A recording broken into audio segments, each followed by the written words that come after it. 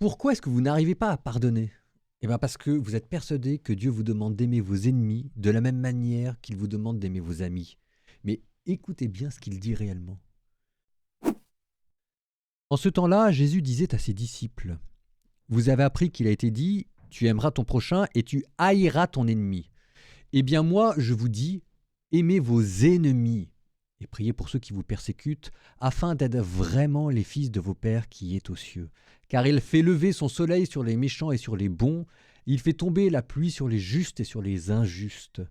En effet, si vous aimez ceux qui vous aiment, quelle récompense méritez-vous?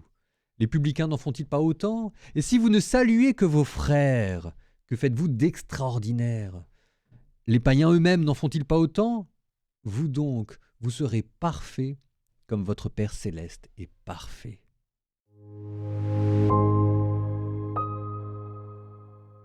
C'est ce que je vous disais en accroche, mais je continue de le dire.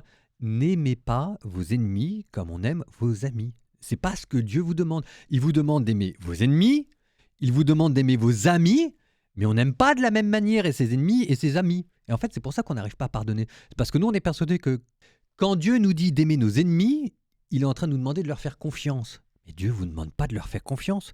Alors, ce qui est intéressant, c'est de savoir pourquoi est-ce que nous, on est persuadé que Dieu nous demande de les aimer comme des amis.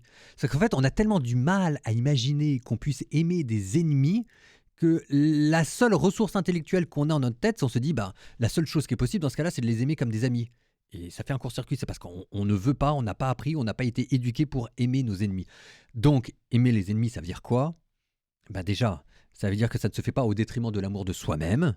On apprend à se protéger. Si jamais il y a des choses qui ont besoin d'être dénoncées, eh ben on les dénonce. C'est une manière d'aimer ses ennemis. Ça veut dire que si jamais, moi par exemple, les maris qui tapent leur femme, bah, si jamais ça doit être dénoncé à la police, il faut les dénoncer. C'est aussi une manière de protéger son mari, pas simplement la femme, vers qui vont d'abord évidemment nos pensées, mais c'est aussi une manière d'empêcher le mari de se détruire en faisant le mal. Et, oui.